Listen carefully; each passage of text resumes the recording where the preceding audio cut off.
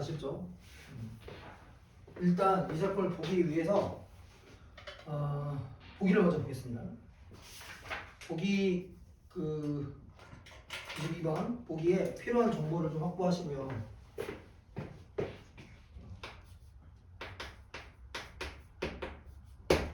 그래서 어차피 보기를 볼 거면 보시면 되는데 여기에 이 정보가 나와 있어요. 인물 정보.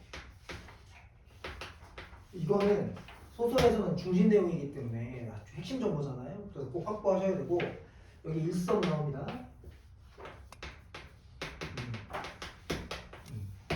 일섭에 대한 정보가 나오는데 승진 탈락 후에 이것 때문에 그 문 안쪽에 대한 집착이 생겨요.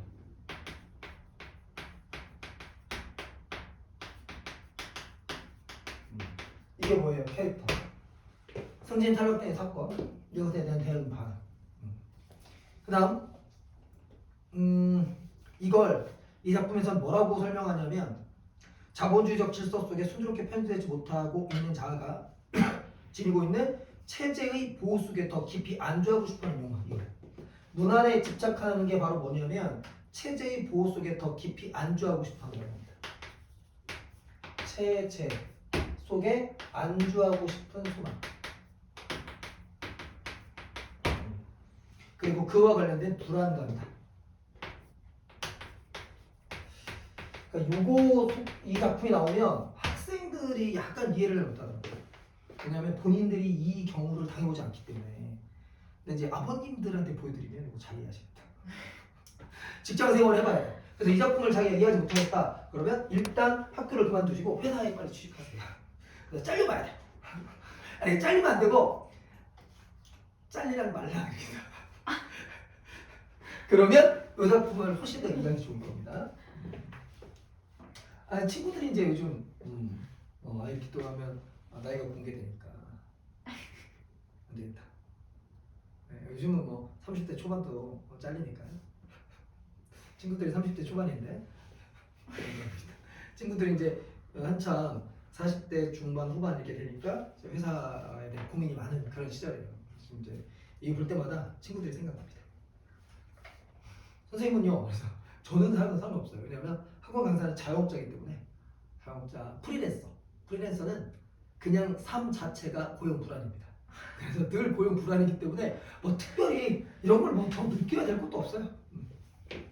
어쨌든 이 보기에서 인물 정보 확인됐잖아요. 그럼 이거 중심 내용이에요. 보기에 지금 중심 내용에 대한 정보가 깔려 있잖아요. 그럼 이거 갖고 가이드 삼아서 들어가는 겁니다. 본문을 잠깐 볼게요. 조금 이게 읽을 게 많죠. 그래서 좀 어려움을 겪기도 해요. 막상 시험장에서는 우선 그 1번부터 6문장 여기까지 아니다. 이렇게 가죠. 1문장부터 그 8문장까지. 그러니까 단락으로 말하면 두 단락이죠. 거기까지를 내가 한 번에 묶어볼게요. 지금 이걸 이렇게 한번 해봅시다. 1문장부터 6문장까지인데 요 지점에 뭐가 나오냐면 윤일섭, 그러니까 일섭이죠. 일섭이 과거 회상을 합니다.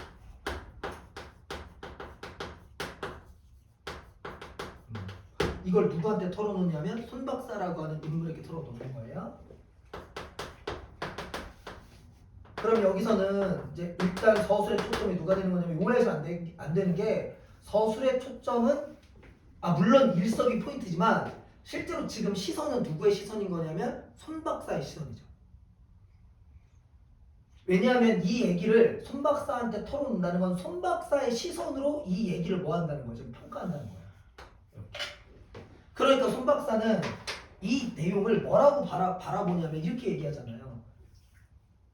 그 세 번째 줄에 있는데 의식의 도착 증세 이거잖아요. 그러니까 이건 누구의 평가예요? 손 박사의 평가죠. 그러니까 그 얘기는 무슨 얘기냐? 지금 서술의 초점은 특정 인물이 누군가요? 손 박사. 손 박사의 시선에 비친 일섭의 과거 회상 이렇게 합니다. 이걸 보고 의식의 도착.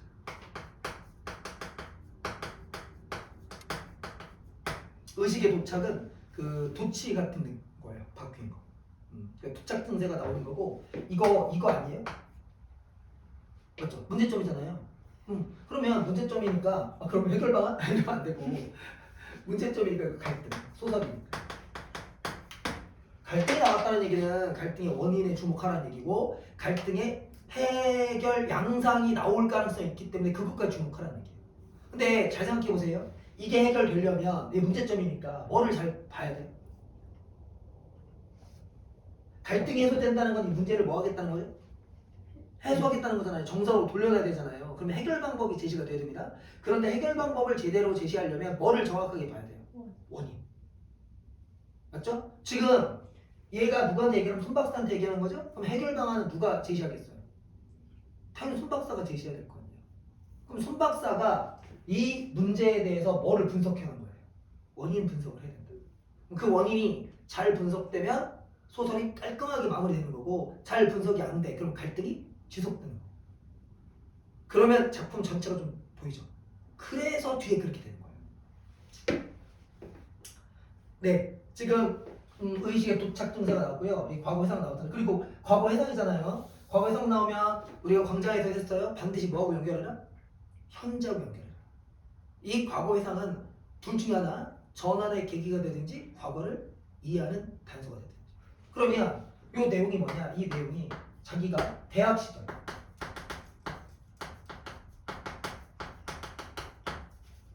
시위를 하는데 보통 우리 시위는 어디로 진출하려고 하는 시위예요? 교문 밖으로 나가려고 하는 시위죠. 아니 잘 생각해보세요. 집에서 시위한다고 생각해봅시다. 갈등 때문에. 그럼 집 나가려고 해요? 집으로 들어가려고 해요? 당연한 거죠. 여기서 나하고 갈등하면 나가야죠. 저 좀 들어가게 해주세요. 이런 갈등 안 한다고요. 집에서도 엄마 제발 들어갈게요. 이런 거 없잖아요. 나갈 거야 이렇게 가는 거 아닙니까? 일반적인 거예요. 대학 시절 원래는 교문 밖으로 나가는 시위인데 지금 윤일섭은 그걸 뭐로 바꿨다고요? 도착했다고요? 교문 안으로 들어가려고 시도했다고요.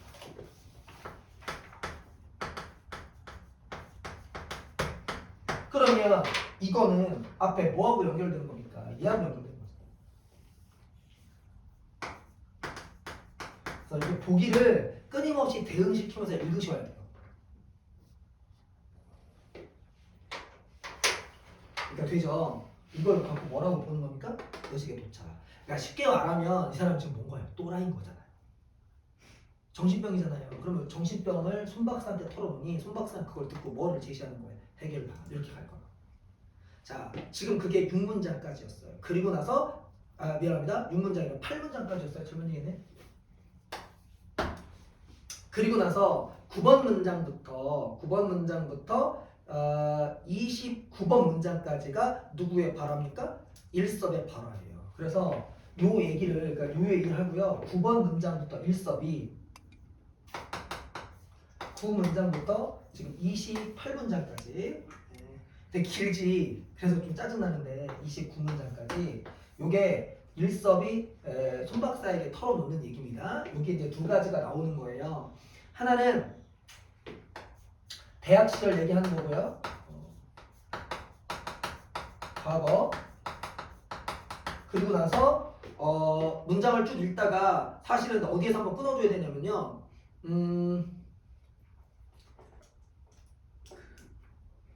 이게 잘못 얘기했어요. 끊어준 게 아니고 요거하고 그 다음에 자신의 현재 상황. 네. 즉 직장. 라고 하는 현재.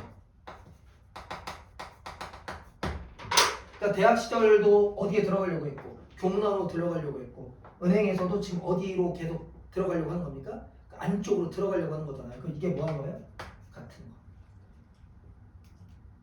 됐죠? 그래서 이 은행 직장에서의 핵심 포인트는 뭐냐면 나뿐만 아니라 맨 바깥에 있는 사람들, 맨 바깥쪽에 있는 사람들을 끊임없이 어디로 들어가고 싶어 한다? 안으로 들어가고 싶어 하고 그리고 안에 있는 사람들은 그 사람들을 밖에서 안에서 뭐하고 있다? 편안하게 지켜보면서 자기의 자리를 유지하려고 한다. 이렇게 가는 거 아닙니까? 그래서 여기에서 뭐가 나오는 거냐? 보기의 설명에 따른다면 이게 나오는 거예요.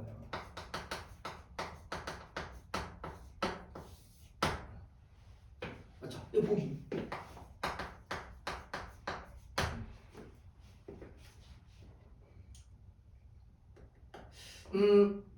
볼게요. 15번 문장 가보겠습니다. 철창문을 가운데로 척 갈아막아 놓고 철창문 양쪽으로 한쪽에선 안으로 밀려 들어가고 싶어 호기심 탐탐 기회를 엿보고 있는 사람들과 다른 한쪽에서 이미 그 철창문 안에다 자리를 잡아놓고 바깥 사람들의 기회를 주지 않으려 쉴 새 없이 틈입자를 감시하고 그 자들을 내쫓을 채비를 하고 앉아있는 그런 사람들과 살벌한 대치장 같은 곳이죠. 여기를 이렇게 표현한 거죠. 맞죠? 이거는요. 여기에 뭐가 있어요? 쇠창살이 있습니다. 그리고 쇠창살 여기를 인이라고 여기를 인이라고 하고 여기를 아웃이라고 할게요. 그러면 여기를 중심으로 이 안쪽이 뭐가 되는 겁니까? 안정입니다. 여기는 불안. 여기는 누가 있는 곳? 자신과 같은 사람들이 있는 곳. 그러면 끊임없이 여기서 어디를 지향하는 겁니까? 여기를 지향해요. 그런데 여기 있는 사람들은 끊임없이 뭐하게?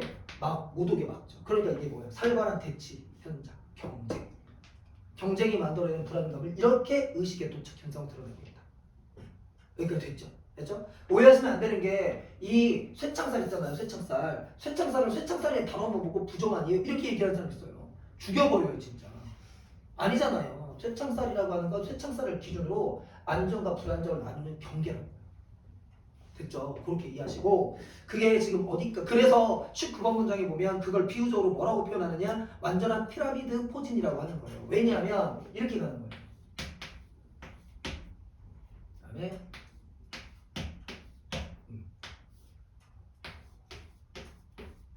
이런 식으로 포진되어 있는 거예요. 그래서 피라미드 포진이에요. 안으로 가면서 즉 위로 올라가면 올라갈수록 뭐한 사람? 높은 사람. 그러니까 높은 직급에 올라가면 쇠창살 안쪽에 있는 사람이죠. 안쪽에 있으니까 밀려나가는 게 쉬워요? 어렵죠. 그러니까 안정적인 삶 이렇게 얘기해요.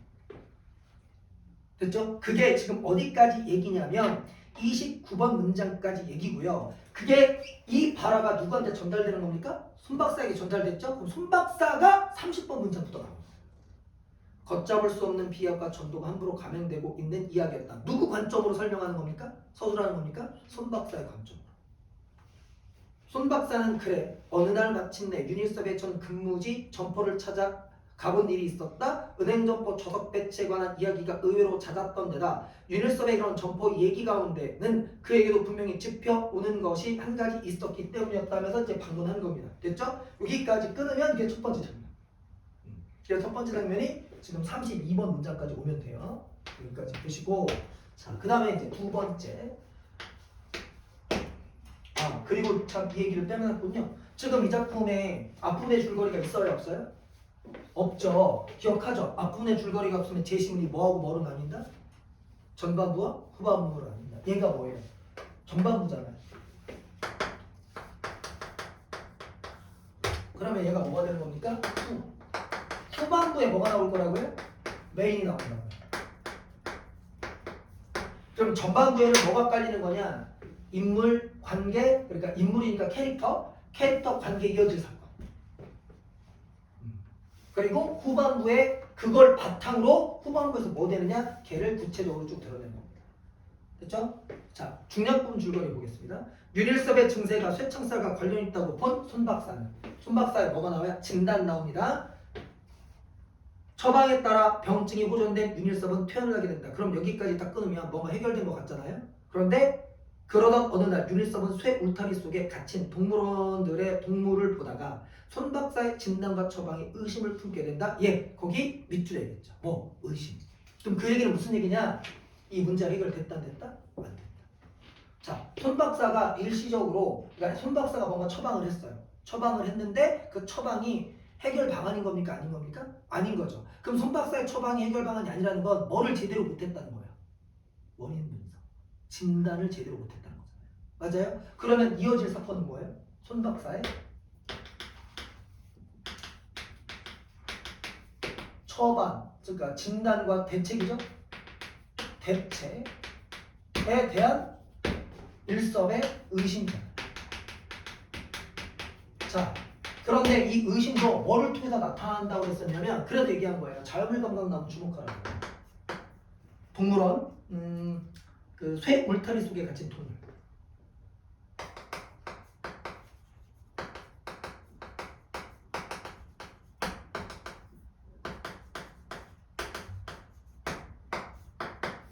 굉장히 중요한 의미를 갖고 있죠. 이게 왜 중요한 의미를 갖고 있냐면 원래 일섭은 요 안으로 들어가고 싶어 했어요? 나오고 싶어 했어요? 들어가고 싶어 했죠. 그런데 어느 날 새 울타리 속의 동물을 봤더니 쟤들은 저 안에서 보호받고 있어. 근데 나는 일섭 자기는 울타리 속에 들어갔어요? 못 들어갔어요? 못 들었단 말이에요. 그러니까 나는 누구만도 못한 놈이 될까?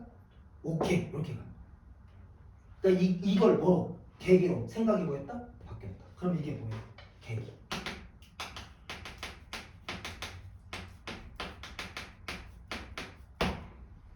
의심. 도대체 그러면 이제 뭐 나와야 되냐면 아니 손 박사가 어떻게 대책을 했길래가 나와야 될 거 아니에요. 맞죠? 그래서 그게 A 지점. 그럼 A 지점 읽을 때 손 박사의 대책을 먼저 잡아야 돼요. 손 박사의 대책이 뭐냐? 기억이죠. 마음속 쇠창살을 부숴 버리는 게 치료법의 첩경이라던 손 박사의 처방은 전혀 엉터리 없는 것이었다. 잠깐만요. 지금 서술의 초점이 누굽니까? 일섭이죠. 일섭의 시선과 내변으로 서술하는 거예요. 자 보세요.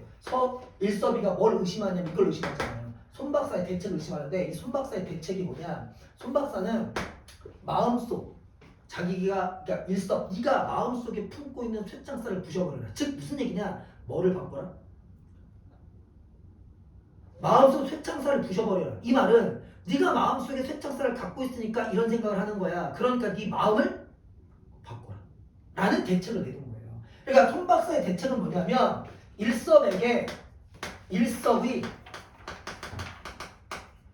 마인드 문제라고 보는 거예요. 진단이에요. 여기 진단. 그러니까 내면 속에 있는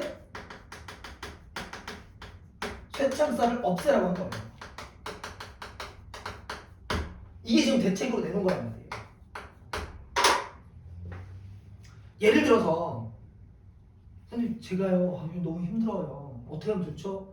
뭐 때문에 힘드는데 뭐 저기 점수가 좀 잘 나왔으면 좋겠는데 점수가 안 나서 힘들어요 라고 했을 때 손 박사의 대책대로면 야 네가 너무 욕심을 갖고 있어서 그래. 네 마음을 바꿔봐. 만족하고 살아야지. 이렇게 얘기하는 거야. 아니 당장 성적이 올라야 되는데 마음을 바꾸래. 말이 되냐고 그게. 그럼 마음을 바꾸라고 하면 네 좀 여유를 갖고 공부할게 하면 처음은 편하지. 그런데 내 점수가 그대로잖아. 나보다 성적이 좋은 다른 친구를 봐. 그러면 열받아 안 받아? 받잖아. 지금 이게 그거. 이해됐어요? 그래서 손 박사가 뭐라고 궤변을 늘어놓고 있었든 세상에는 현실적으로 곳곳에 울타리들이 마련됐습니다. 무슨 얘기냐? 내면의 쇠창살을 없애라는 얘기 좋지. 하지만 그럼에도 불구하고 현실은 바뀌어? 안 바뀌잖아.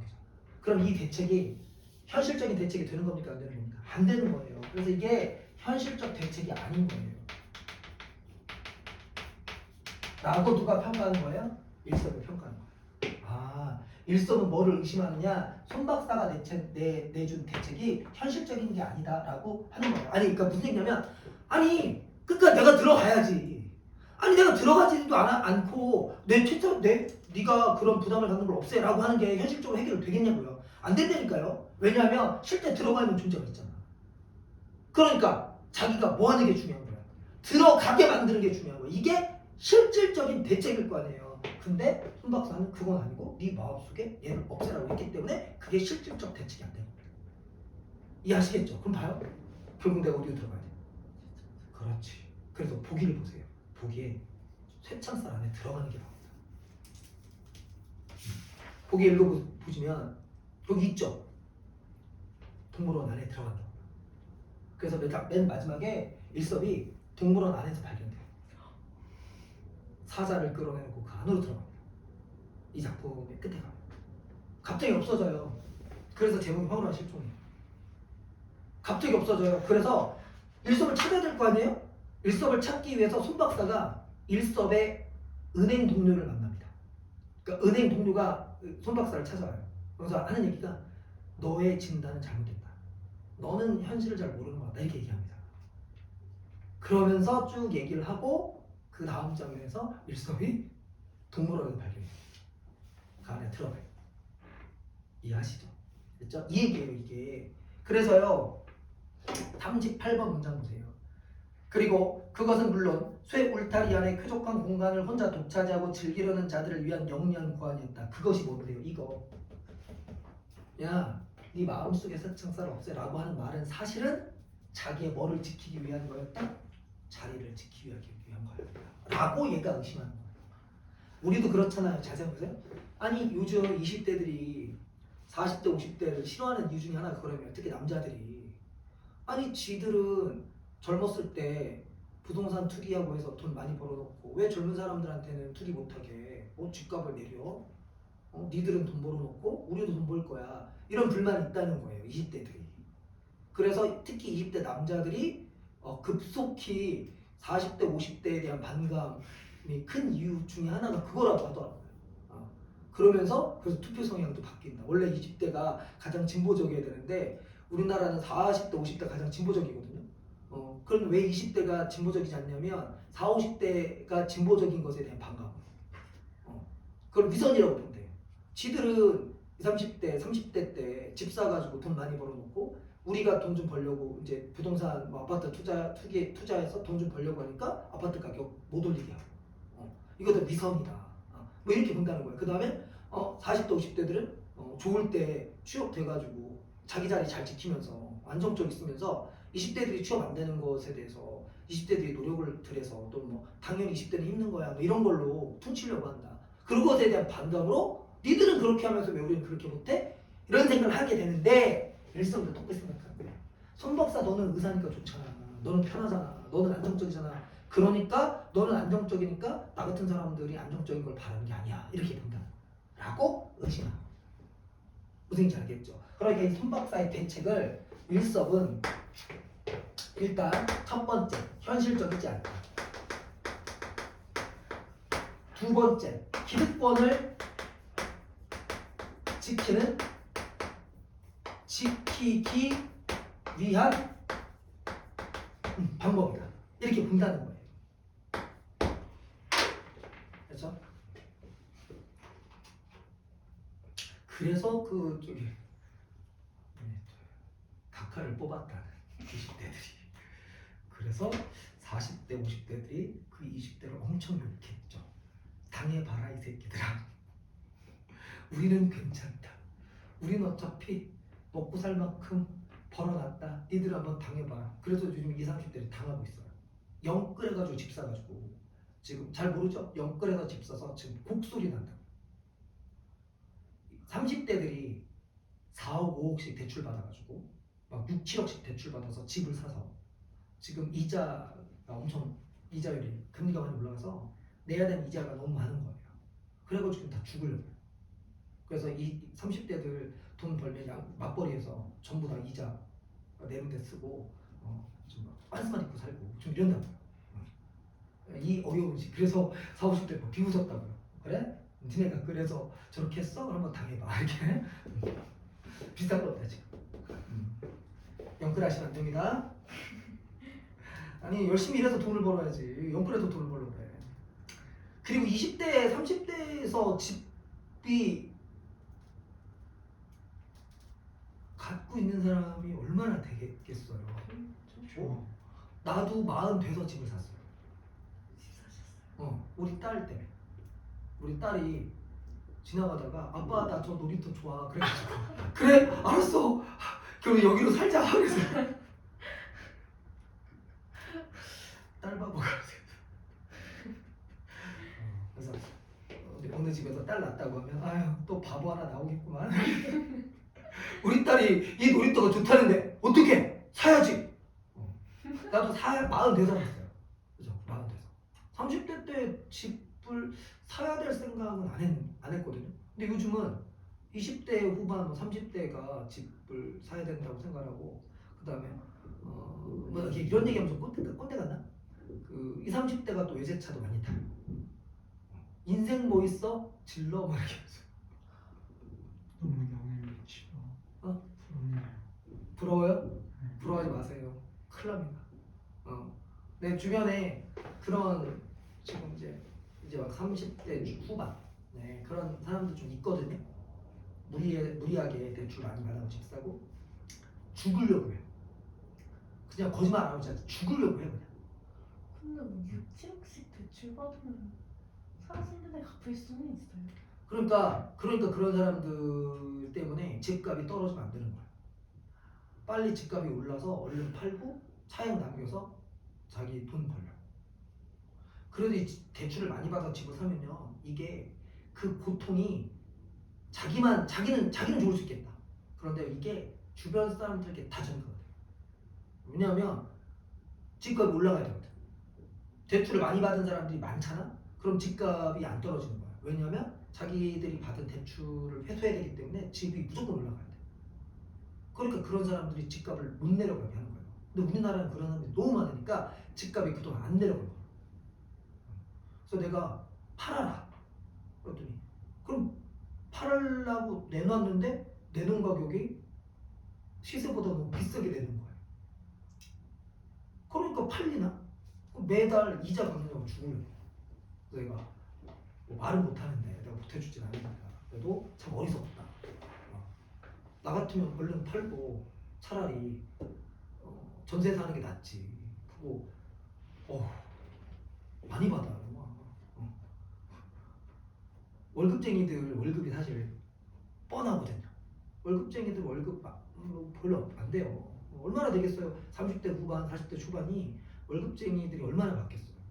40대 후반, 50대쯤 가야지 월급이 좀 많아지지. 그 전에는 많이 받아야 4천, 5천 정도 받는다. 4, 5천으로 어떻게 살아?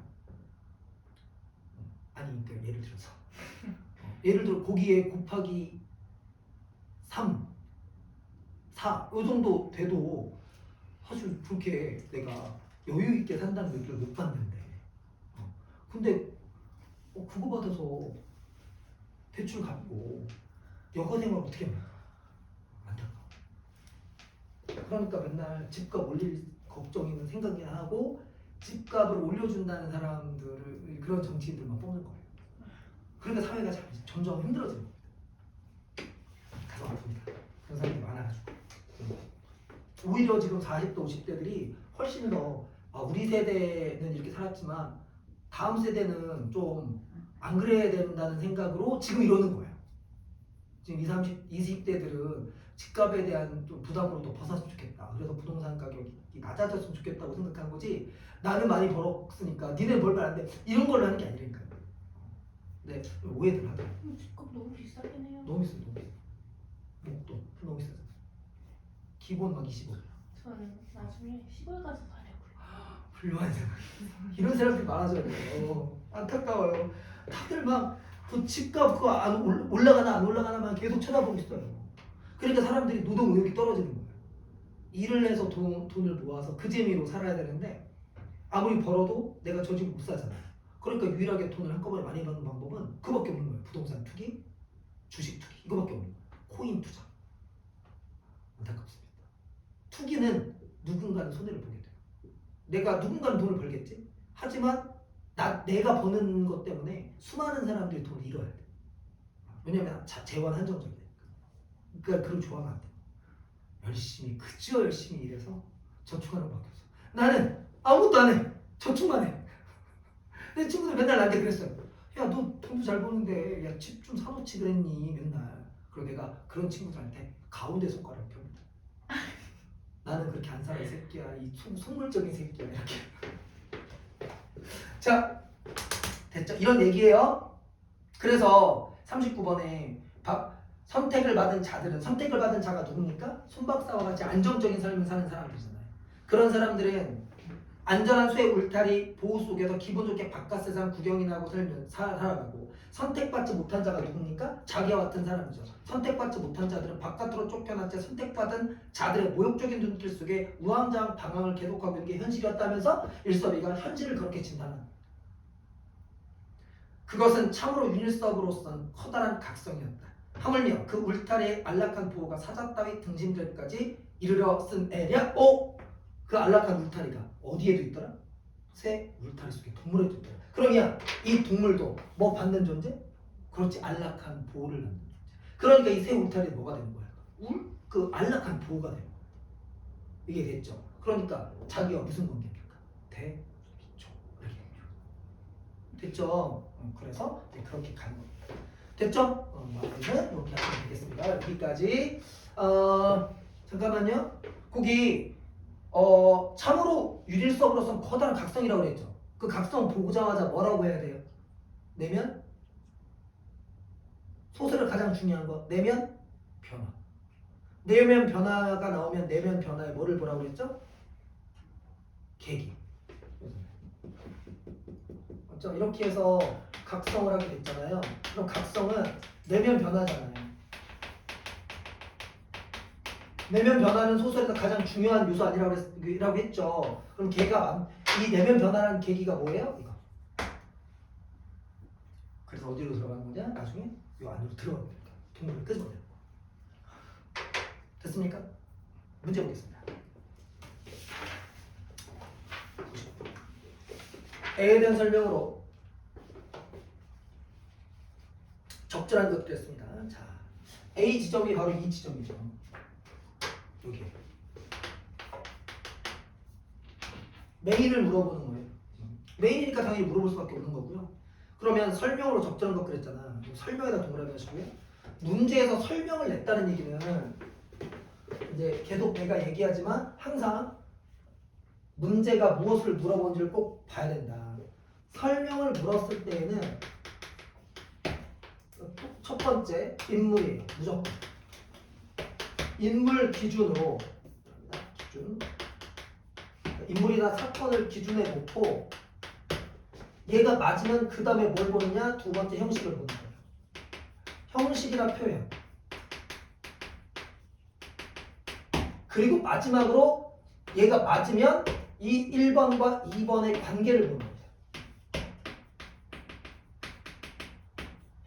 그래서 이 관계는 뭐라고 그랬죠? 개연성이 있어야 된다. 그러니까 답을 찾을 때 계속 이렇게 들어가야지 표현만 딱 보고요. 표현만 자꾸 찾으러 들어가면 실수가 나옵니다. 시간 오래 걸리고. 그래서 1번부터 5번까지 쭉 내리세요. 그리고 이걸 보세요. 이게 맞는지 틀린지 보는 거예요. 자, 5번 가보세요. 소설의 초점에 대한 인물의 시선으로 다른 인물의 언행에 담긴 의미를 해석하고 있다는 거죠. 잘 보세요. A가 이 지점이죠? 이게 지금 손 박사의 대책에 대한 일섭의 뭡니까? 생각이잖아. 그러면 이 5번은 일섭이가 실제로 하고 있는 일섭의 내면과 일치하는 진술입니까? 일치하지 않는 진술입니까? 일치하는 진술이죠. 맞죠? 따라서 그리고 얘도 맞네. 답은 5번. 이렇게.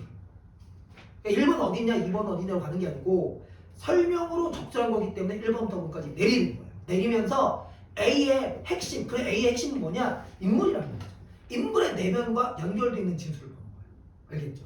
반면에 1번 보세요.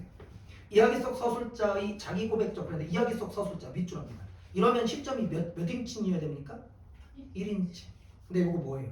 3인칭이죠. 날려야죠. 2번 서술자가 관찰자 입장에서 사건 이해에 필요한 단서를 제공하겠다. 일단 서술자가 관찰자 입장에서 끊어보세요. 이럴 수가 없다고요. 왜? 관찰자 입장이 되려면 인물의 내면이 드러나지 않아야 되는데 A가 인물의 뭐를 드러내는 지점입니까? 내면. 그러니까 관찰자 입장이 있는 거죠. 전지적 서술자입니다. 2번 X. 3번 이야기를 전달하면서 장면에 따라 밑줄하세요. 그럼 장면이 최소 몇 개 이상 있어야 됩니까? 그렇지. 여기 장면 몇 개예요? 하나. 날려야죠. 서술자를 달리한 것도 아니죠. 서술자를 달리하려면 뭐가 바뀌어야 돼요? 시점 변화. 처음부터 끝까지 시점 무슨 시점입니까? 3인칭 시점. 바뀐 적이 없어요. 달리고요. 4번 요약적 진술로 사건의 경과를 드러내야 돼요. 요약적 진술 끊어보시고요. 사건의 경과를 드러내야 돼요. 끊어요. 내용으로 들어갑시다. 지금 이 지점이 일섭이 사건의 경과를 제시하는 거예요. 경과가 뭐냐면 사건의 시작부터 마무리까지. 이게 지금 사건을 설명하는 겁니까? 아니죠. 뭐가 안 맞아요? 일섭의 내용, 그러니까 일섭의 내면의 내용과 맞지 않습니다. 맞죠? 그래서 4번도 틀렸다. 그래서 답은 5번. 다음에 91번 갈게요. 기억에 대한 이해로 적절한 것 그랬습니다. 적절하지 않은 것 이해에다 동그라미 하세요. 마찬가지입니다. 일단 기억이 뭐냐면 기억이 그 앞부분 이거죠. 이 기억이지. 맞지? 그러면 기억에 대한 이해 그랬잖아. 이해도 마찬가지야. 무조건 이거예요. 이해는 무조건 이거야. 설명은 형식적인 요소가 들어가야 돼. 그런데 이해는 인물의 내면, 즉 내용적인 요소를 기준으로 보는 거야. 그리고 1번 얘도 마찬가지죠. 1번부터 쭉 5번까지 내려가면서 인물의 내면이나 캐릭터가 깨지는 걸로 답을 보는 거예요. 됐어요? 그러면 우선 내가 5번을 먼저 볼게요. 5번 가보세요. 새 울타리가 쾌적한 공간을 독차지하려는 자들을 위해 마련된 영리한 고안이라고 비판한 손 박사의 생각 끊어요. 손 박사가 비판한 거 맞습니까? 아니잖아요. 이 비판 누가 한 겁니까? 그렇죠. 뭐가 깨져요? 인물이 깨졌죠? 인물이 깨졌으니까 답은 5번. 이렇게 항상 인물을 기준으로 보는 거예요. 그래야 빨라요. 그러지 않고 1번 맞나? 2번 맞나? 3번 맞나? 이렇게 들어가니까 오래 걸리는 겁니다. 그런 상태에서 1번 쇠창살과 관련해 심각한 혼란을 겪고 있다는 손 박사의 판단에 따른 것이다. 윤일섭이 심각한 혼란을 겪고 있다. 맞죠? 그리고 손 박사가 대책을 제시했다. 맞잖아요. 다 뭐하고 일치하는 겁니까? 인물과 일치하는 정보. 2번도 마찬가지죠. 교문에 대한 윤일섭의 왜곡된 기억, 마음속 쇠창살과 관련이 있을 것이라는 손 박사의 생각. 자, 윤일섭의 왜곡된 기억도 맞고요. 그 다음에 손 박사의 생각도 맞죠. 다 인물과 일치. 3번 윤일섭은 자신을 쇠창살 밖으로 내보려는 손 박사의 음모가 기억에 숨어있다고 의심. 윤일섭의 내면과 일치.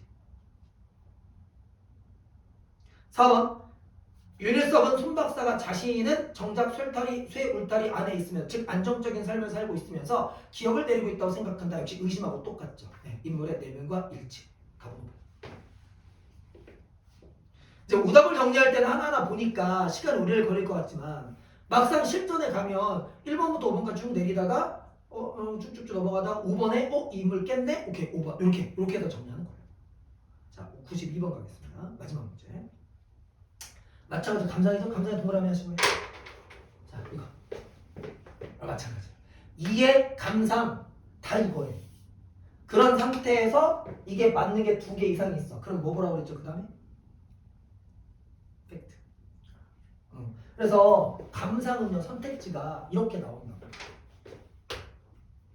보기를 주고 감상이 나왔어요. 그러면 항상 팩트 플러스 판단이에요. 그럴 때 일단 뭐로 먼저 선택지를 변별하느냐, 판단으로 선택지를 변별하세요. 이게 빨라요. 그리고 판단이 맞는 게 2개 이상이에요. 그러면 팩트로 가죠. 이렇게.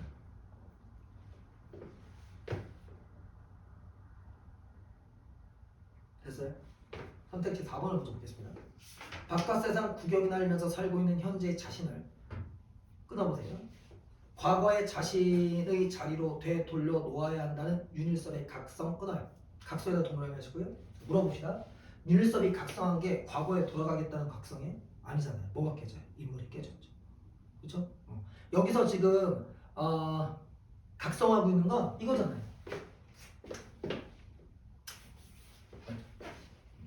됐죠? 따라서 각성의 내용이 깨졌습니다. 이 작품의 주제와 연결된 내용이에요. 그래서 답은 4번. 무조건 이게 들어가는 거예요. 근데 그 안쪽으로 잘 보세요. 바깥 세상 구경이나 하면서 살고 있는 현재의 자신. 요거 팩트 맞아요? 이 사람이 바깥 세상을 구경할 수 있어요? 없어요? 없어요. 왜냐하면 일섭은 어디를 향해 있는 사람이니까. 안쪽을 향해 있는 사람. 바깥 구경을 하는 사람들은 누구예요? 안쪽에 있는 사람들이죠. 그쵸? 그래서 팩트도 날라갔어요. 뒤에 판단도 날라가지만 팩트도 날라갔죠. 답은 4번. 이렇게 해서 답을 확정하는 겁니다. 됐죠? 오케이. 자, 이렇게 해서 이제 마무리 하시고, 우리가 이제 문학을 쭉 했단 말이에요. 항상, 그러니까 문학을 하면서 뭔데 소설은 어떻게 보고 어떤 관점으로 작품을 읽고 이걸 다 얘기했죠. 근데 그거 못지않게 중요한 게 뭐냐면 문제를 풀 때 답을 판단하는 기준이 뭔지를 확인하는 게 되게 중요해요. 봐요. 모든 문제 보면 다 핵심 내용 갖고 그 답을 골라내는 거예요. 그게 그렇게 해야 빨라요. 그래서 소설은 항상 뭐 기준이다? 인물 기준이다. 그리고 인물이 맞으면 그게 맞으면 팩트 확인이다. 시는 뭐가 기준이에요? 정서 태도가 기준인 거예요. 그래서 대략적인 정서 태도를 잡아놓는 게 중요하고 걔를 기준으로 선택지를 변별한 다음에 2개 이상 나오면 팩트 확인하는 거다. 항상 이런 식으로 들어가야 돼요. 독서는. 그래서 독서는 중증력 파악하는 거예요. 물론 독서는 정보가 많기 때문에 정보를 잘 처리하는 게 중요하죠. 그러나 문학은 이런 식으로 해야 시간이 빠릅니다. 알겠죠? 시즌 1 이제 교재가 이거 마무리가 되는데 다음 주에 시즌 2 나와요. 시즌 2 나오면 다음 주 시즌 2에는 독서는 이제 최근에 기출된 것 중에 조금 더 어려운 거. 사실 시즌 1에 있는 건 그렇게 어려운 거 아니에요. 그러니까 시즌 1에 있는 거 갖고 막 힘들어하는데 힘들어하시면 안 돼요. 뭐 어렵지 않습니다. 시즌 2 꽤 진짜 어려워요. 근데 그걸 해야 돼. 왜냐하면 그거 다 기출이니까. 본인들이 나중에 다 볼 거예요. 그리고 이제 문학 조금 더 이제 시 소설 했기 때문에 그거에 맞춰서 이제 조금. 그 다음에 시즌 2부터는 EBS 수특을 병행합니다. 그래서 수업 시간에 3시간이잖아요. 1시간은 수특을 할 거예요. 그럼 자료가 나갈 거니까 그렇게 생각하시면 됩니다. 자, 고생들 했고 이번 주도 복습 열심히 하세요.